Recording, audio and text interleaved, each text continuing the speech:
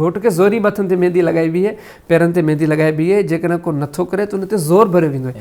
हालांकि तव्हां ॾिसो त मेहंदी हिकिड़ी औरत जे लाइ, औरत जी हिकिड़ी शनाख़्त आहे। ये सम्झो त ही औरत साईं ख़ासि आहे। नबी सल्लल्लाहु अलैहि वसल्लम फरमान जेकॾहिं जेके मर्द औरतनि जी मुशाबियत कंदा उन्हनि ते अलाह जी लानत आहे। हाणे केॾी ॾुख जी ॻाल्हि आहे त हिकु शादी जी तक़रीब में मर्द कम उहो पियो करे जो उन ते अलाह जी लानत पई वसे। जदीद दौर जूं असांजूं शादियूं गुनाहनि ते मबनी आहिनि। तव्हां जेकॾहिं शंकर भॻवान जे निकाह जो पूरो तबसरो पढ़ंदो न, तव्हांखे जाब जा ज़िक्र मिलंदो, सरगस जो ज़िक्र बार बार मिलंदो, हिते सरगसी, ऐं तव्हांखे बाक़ाइदे बार बार ॻाइण वॼाइण जो तस्करो मिलंदो।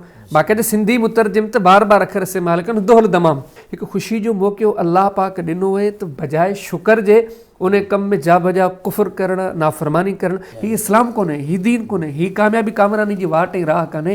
कामयाबी कामरानी जी राह उहा ई आहे जेका नबी करीम सलाम ॾिनी। हेॾे सिर्फ़ु हलाकतूं ॿी का बि शइ कान्हे का।